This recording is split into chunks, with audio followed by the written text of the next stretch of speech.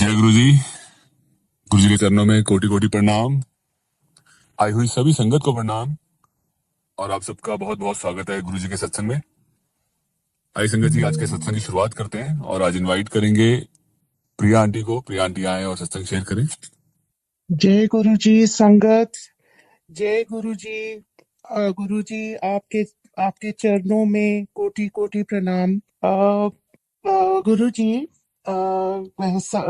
संगत जी, अ, मुझे गुरु जी के दर्शन हुए थे 2006 में। तो उस समय मैं बहुत सारे चैलेंजेस में पड़ी थी।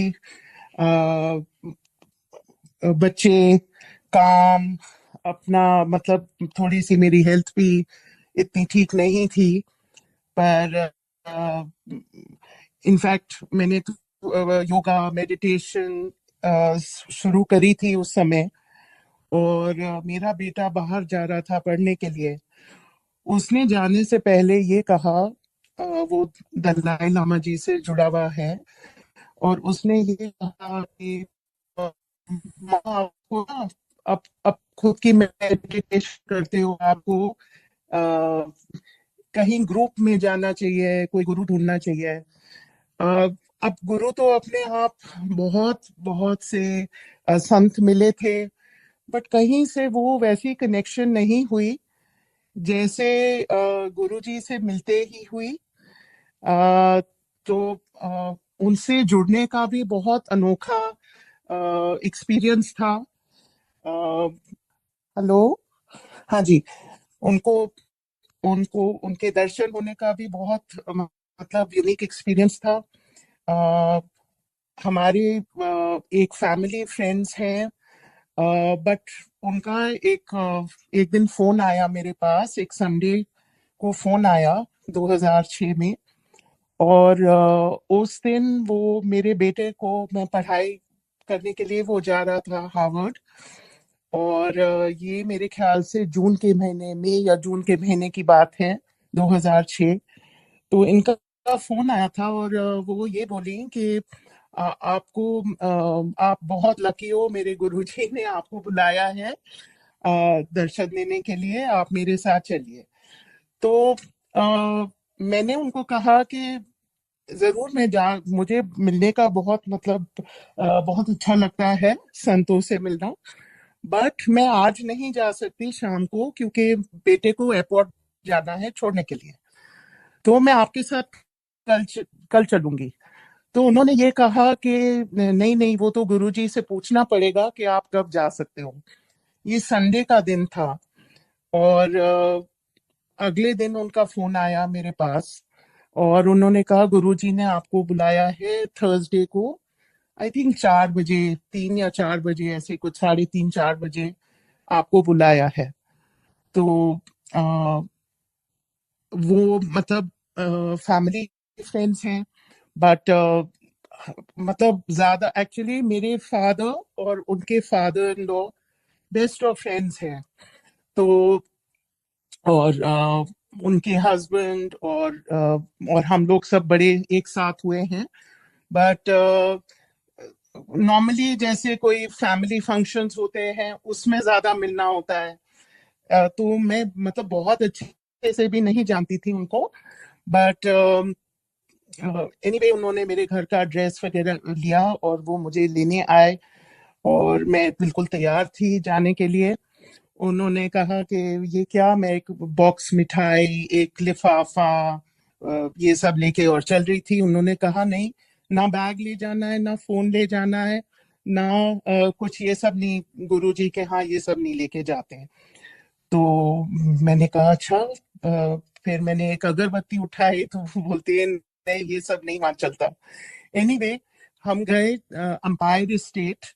और वहां पर जब मैंने एंटर किया तो मुझे बहुत मतलब वो लाल कारपेट दिखा। मंदिर पूरा खाली था, शायद एक दो सेवादार होंगे। उस समय तो मुझे पता ही नहीं था मैं कहाँ जा रही हूँ, मैं बस चलती गई। और मैं जब एंटर करी तो गुरुजी बैठे थे चेस्ट के ऊपर, एक चेस्ट ऑफ ड्रॉर्स थे। और उसके ऊपर वो कुछ येलो कपड़े पहने हुए थे उन्होंने, और वो चौकड़ी मार के उसके ऊपर बैठे हुए थे चेस्ट के ऊपर। तो जैसे ही मैं अंदर गई, मुझे एक मतलब ऐसे इतना उनका नूर था, देखा भी नहीं जा रहा था। और कामिनी वहां गई, कामिनी जी हैं, कामिनी खन्ना, वो जाके उन्होंने माथा टेका और मैंने भी माथा टेका। और वो बोलने लग गई, ये है गुरुजी, इनके इनके फादर और मेरे। तो उन्होंने उनको बस बोला कुछ नहीं बोलने के लिए। गुरुजी ने देखा, मेरी तो आंखें भी नहीं मतलब मिल रही थी गुरुजी से, बट उन्होंने बस चुप से देखा। और फिर ऐसे बैठने के लिए कहा, तो हम वो जाके बैठ गई। मैंने कहा मैं नीचे नहीं बैठ सकती। उस समय मुझे बहुत पीठ में दर्द थी, और साइटिका टाइप की प्रॉब्लम थी। इनफैक्ट जो डॉक्टर्स थे उन्होंने कहा कि ऑपरेशन करना पड़ेगा। तो मुझे नीचे बैठने में आज भी थोड़ी तकलीफ होती है, बट उस समय तो बिल्कुल ही नहीं था कि मैं नीचे चौकड़ी मार के बैठ सकूं। तो एनीवे उन्होंने कहा कि नहीं नहीं नीचे बैठना है, तो गुरुजी के साथ नीचे बैठना है। तो अब पता नहीं कैसे पर मैं बैठ गई। और फिर एक आंटी आई, उन्होंने अपना सत्संग बताया कि अ, उनके हस्बैंड जो कोमा में चले गए थे, और मतलब वो गुरुजी की ब्लेसिंग से कोमा से निकल गए थे। और फिर एक अ, अभिनव आए। अब वो उनसे तो मैं मिली हूँ। उनकी माँ, आई थिंक उनका हेड ऑन कोलिजन हुआ था, और उनकी माँ उनको गुरुजी के यहाँ लेके आई थी। और उनकी आई साइट, जबकि ऑप्टिक नर्व सारे उनके डैमेज हैं, पर वो एक तो ठीक हो गए गुरुजी के ब्लेसिंग से, और उनको दिखने लग गया था। तो उनके सत्संग सुना। फिर कामिनी ने भी कहा कि मैं भी गुरुजी के, thanks to Guruji I am alive on one kidney. तो ये सब जब सुना तो मेरे दिमाग में लगा कि गुरुजी ने मुझे यहाँ क्यों बुलाया है, मुझे भी कुछ होने वाला है क्या।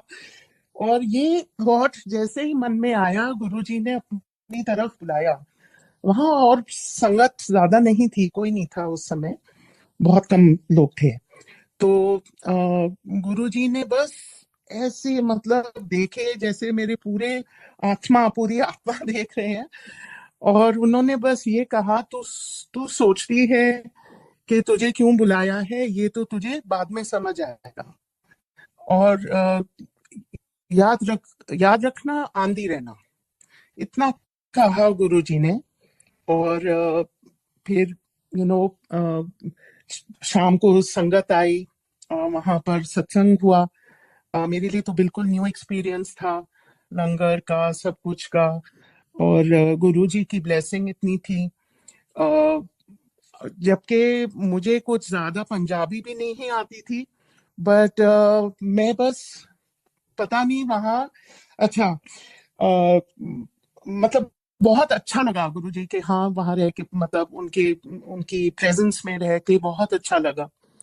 और उसके बाद जी मैं खुद पता नहीं कैसे, पर मैं आती रहती थी। मुझे कोई उन्होंने दिन नहीं बोला था कि आप इस दिन आना उस दिन आना, कुछ नहीं। मेरा जब हो सकता था मैं चले जाती थी गुरु जी के। हाँ। और संगत जी, सबसे पहले तो गुरु जी ने मेरी जो बैक की प्रॉब्लम थी sciatica, वो मेरा ऑपरेशन हुआ ही नहीं, वो अपने आप ठीक हो गया गुरु जी की ब्लेसिंग से। और मैं वहां बैठ सकती थी, उनके सामने भी बैठ सकती थी। और मुझे ये नहीं पता था, मैं किसी को जानती नहीं थी, इन द सेंस जाने पहचाने लोग दिखते थे, बट किसी से बात तो नहीं होती थी वहां पर। और बस मुझे पता नहीं क्या था, मैं क्यों जाती थी, पर मुझे बहुत अच्छा लगता था। और मन करता था, अचानक मन करता था आज गुरु जी के जाने, और मैं चले जाती थी शाम के समय, थर्सडे फ्राइडे सैटरडे संडे। ये चलता रहा, मैंने बड़ी कोशिश करी। अच्छा, एक दिन गुरुजी से मैं आज्ञा ले रही थी, तो गुरुजी मेरे को पूछते हैं, उस दिन मैं अपने बच्चों के बारे में सोच रही थी। तो गुरुजी बोलते हैं कि तू तू चांद लेके आया है। मैं कहा गुरुजी बच्चों को ब्लेसिंग दे दीजिए। तो उन्होंने कहा कि तुम उनको लेके आओ। तो बेटा तो बाहर गया हुआ था पढ़ने के लिए। बेटी को मैंने कहा तो वो बोलती है मामा मैं यहाँ, मुझे नहीं जाना आपके साथ कहीं भी। तो अब जबरदस्ती तो किसी को मैंने कभी करी नहीं। तो एनीवे उनका लॉस, वो वहां उस समय उनका समय नहीं हुआ होगा गुरुजी से ब्लेसिंग मिलने के लिए। आ, इस तरह से और भी फैमिली के मेंबर्स हैं, उनको भी मैंने कहा जो चला गया, जो नहीं गया नहीं गया। गुरुजी को पता है वो कब बुलाते हैं, क्यों बुलाते हैं। जब उसका समय होता है वो तभी होता है। आ, बहुत अचंभे की ये बात है कि मुझे बड़े मंदिर के बारे में कभी पता नहीं लगा, जबकि मैं 2006 में जाती थी। मुझे कोई बड़े फंक्शन के बारे में नहीं पता, क्योंकि गुरुजी शायद चाहते ही नहीं थे उस टाइम के मुझे वहां जाना हो, या उसके बारे में उनको पता है कि ये ऐसा क्यों। 2007 में बहुत चैलेंजेस थे। मेरी मासी, मेरी दादी बहुत मतलब सीरियस थे, उनकी सेवा में लगे हुए थे। और मुझे ध्यान है कि 1 जून को मुझे पता चला कि गुरुजी ने भी चोला छोड़ दिया है। अ, उस समय मासी जी का ऑपरेशन हुआ था बहुत बड़ा, और मैं जा नहीं पा रही थी, बहुत मतलब उदास थी। अ, जुलाई में मैं गई गुरुजी के छोटा मंदिर गई, मुझे तो बड़े मंदिर के बारे में पता भी नहीं था। अब मैं वहां गई तो मुझे बाहर ही उन्होंने कहा गुरुजी ने चोला छोड़ दिया है, अब यहाँ सत्संग नहीं होता। तो बस वहां से चल के मैं मतलब वापस आ गई। और बहुत दिनों तक यही सोचते रही गुरुजी कहाँ हैं, गुरुजी कहाँ हैं। बहुत चैलेंजेस लाइफ में थे। और बट मैं ये बोलती हूँ कि गुरुजी हमेशा थे। ये मेरी नादानी थी सोच के कि गुरुजी है नहीं। चूल्हा छूट गया था पर गुरुजी थे, उन्होंने ही ताकत दी, उन्होंने ही दम दिया सब कुछ फेस करने का। और लाइफ चलते गई। और 2010 और 11 के बिगनिंग में मुझे एक मैं बहुत सारा मेडिटेशन प्राणायाम वगैरह कर रही थी उस समय। मुझे एक आउट ऑफ बॉडी एक्सपीरियंस हुआ। उसके बाद से मुझे बहुत मतलब चक्कर आते थे। और फैमिली ने सारे उसमें वो चेकअप कर लिया कि क्लॉट है कि क्या है, किसी को समझ नहीं आ रहा था कि क्या हुआ है, स्ट्रोक तो नहीं हुआ, क्या हुआ।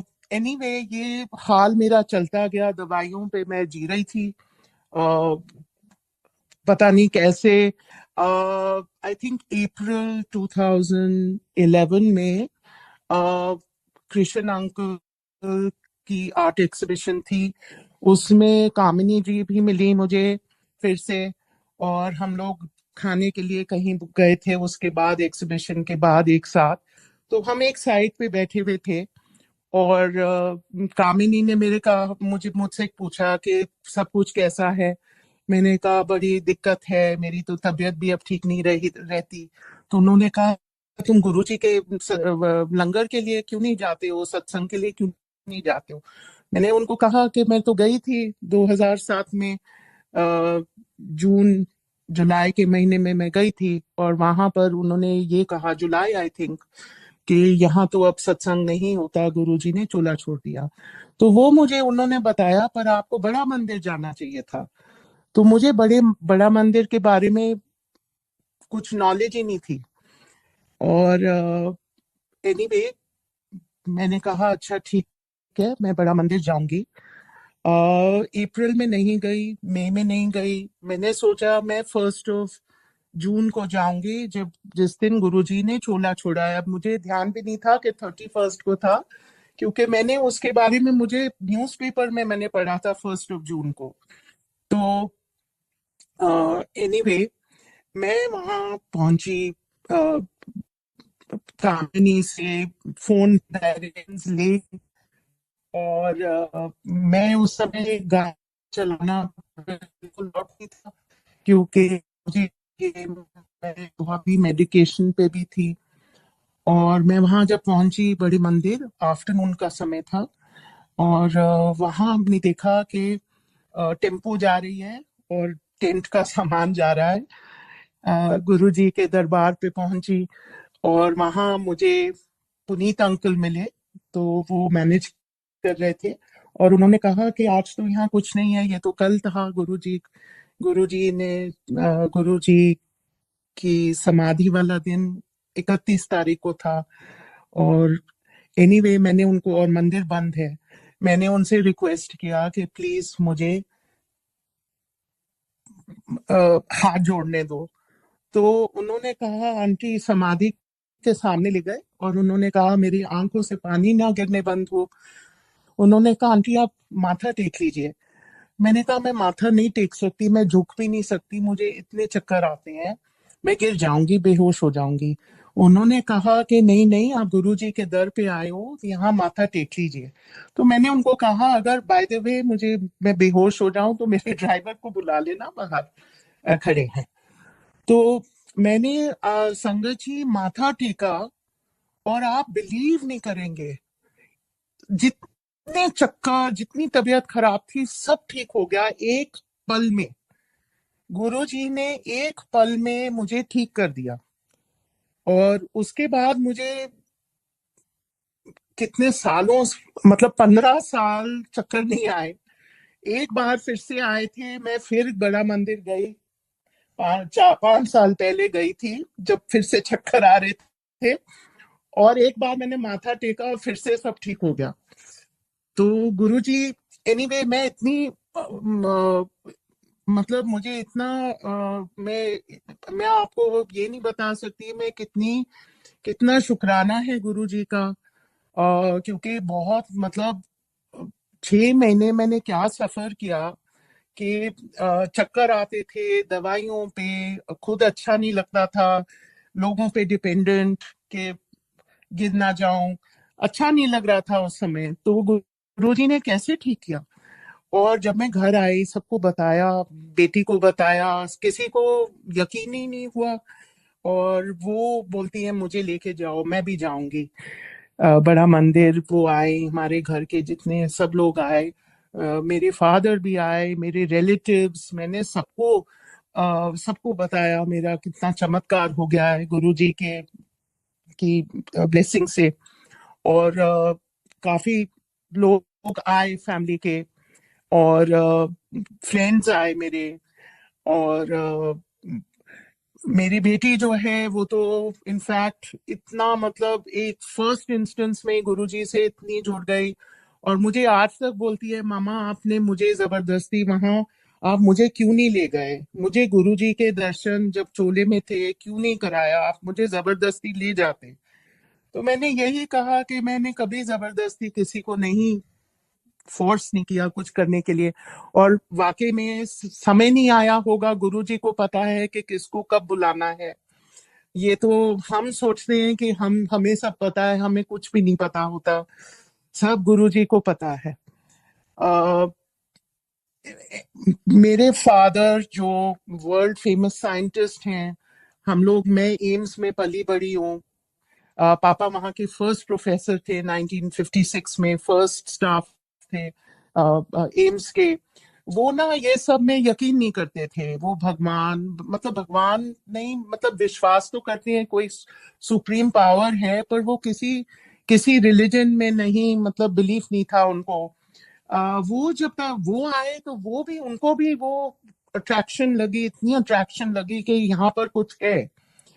और संगत जी, मुझे ये मन होता था कि मैं बस सारे, मतलब रोज मैं मंदिर में जाऊं, रोज गुरु जी के दर्शन करूं, और अगले दिन का वेट करूं कि कब हम दोबारा जा सकें। और मतलब बहुत गुरु जी ने इतनी कृपा करी है, और सारी फैमिली को इतना ब्लेस किया है गुरु जी ने, हम सबको ब्लेस किया है। मैं आपको बता रही हूँ, मेरे जो पेरेंट्स हैं, पापा अभी 98 ईयर्स के हो गए हैं। 99th ईयर चल रहा है उनका, गुरुजी की ब्लेसिंग से। और मम्मी मम्मी की तबीयत बिल्कुल ठीक नहीं है। उनका बर्थडे है कल। और गुरुजी की जब मुझे अंकल का फोन आया कि आज सत्संग करने के लिए, मैं पहले बोलने लगी कि नहीं, मम्मी का देखभाल है, हॉस्पिटल में सब है, मैं पता नहीं कर पाऊंगी कि नहीं। फिर मुझे याद आया, गुरुजी ही तो देख रहे हैं, तो सत्संग जरूर करूंगी। वो ब्लेसिंग दे रहे हैं, सारी फैमिली को ब्लेसिंग दे रहे हैं और देते आए हैं। संगत जी, मैं बताना चाह रही हूँ कि मेरे फादर 2 साल पहले, 2.5 साल पहले 17 सीढ़ियों से गिरे थे अपने घर पे। और म, मैंने हमेशा गुरुजी को ही अरदास किया है कि गुरुजी आप देखिए। और मैं बताना चाह रही हूँ कि इतनी सीढ़ियों में गिरने के बाद भी उनके क्या ब्लेसिंग है। एक भी कहीं फ्रैक्चर नहीं था, कहीं कोई हड्डी नहीं टूटी।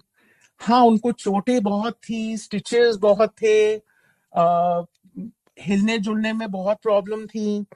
बट गुरुजी की ब्लेसिंग से वो आज भी पूरी, मतलब सब जगह उनको वो कॉन्फ्रेंसेस पे जाते हैं, लेक्चर देने चाहते हैं। अ, खुद वो अपनी रिसर्च करते हैं वैक्सीन्स की। वो डेली अपने लैब जाते हैं। ये गुरुजी की ब्लेसिंग नहीं है तो किसकी है? और मेरी बेटी और मैं, हम लोग कोशिश करते हैं कि मंडेज को हम जाएं, अ, या जब भी हो सके तो हम जाएं। और मेरे फादर लास्ट ईयर, अब पापा बहुत सालों से गए नहीं थे मंदिर। मैं तो उनके लिए जल प्रसाद ले जाती हूँ, जब भी जाती हूँ जल प्रसाद ले जाती हूँ, थोड़ा सा मीठा प्रसाद ले जाती हूँ, क्योंकि उनको मिर्चियाँ टॉलरेट नहीं होती ज्यादा। बट जो भी होता है, मैं जब खुद जाती हूँ तो उनके लिए लेके जाती हूँ कि गुरुजी की ब्लेसिंग है। जबकि गुरुजी हमें ब्लेस कर, पूरी फैमिली को ब्लेस करते हैं, एक जने के थ्रू भी गुरुजी ब्लेस करते हैं। बट पिछले साल अ, नैना मेरी बेटी और मैं मंदिर के लिए निकल गए थे। और पापा को मैंने कहा, पापा हम जा रहे हैं, मंदिर जा रहे हैं। अचानक हर हफ्ते बोलते थे, अच्छा बेटी, जय गुरु जी, ओके बेटी, ऐसे करते थे। उस दिन वो अचानक उठे और बोले, मैं भी चलूंगा। मैंने कहा, पापा इतनी रश में, हम इतनी भीड़ में आपको कैसे ले जाएंगे? तो बट देखिए, गुरुजी की ब्लेसिंग है। हम गए मंदिर। पापा, ये कहीं पे कोई, मतलब इतना स्मूथ था। कोई प्रॉब्लम ही नहीं हुई। गुरुजी का आशीर्वाद मिला। उन्होंने गुरुजी का प्रसाद लिया और घर आ गए। तो कुछ दिक्कत नहीं हुई, कुछ नहीं हुआ। गुरुजी हैं देखने वाले सबको। गुरुजी, संगत जी, लास्ट ईयर मम्मी की तबीयत बहुत खराब थी 1.5 साल से, और उनका सही डायग्नोज नहीं हो रहा था।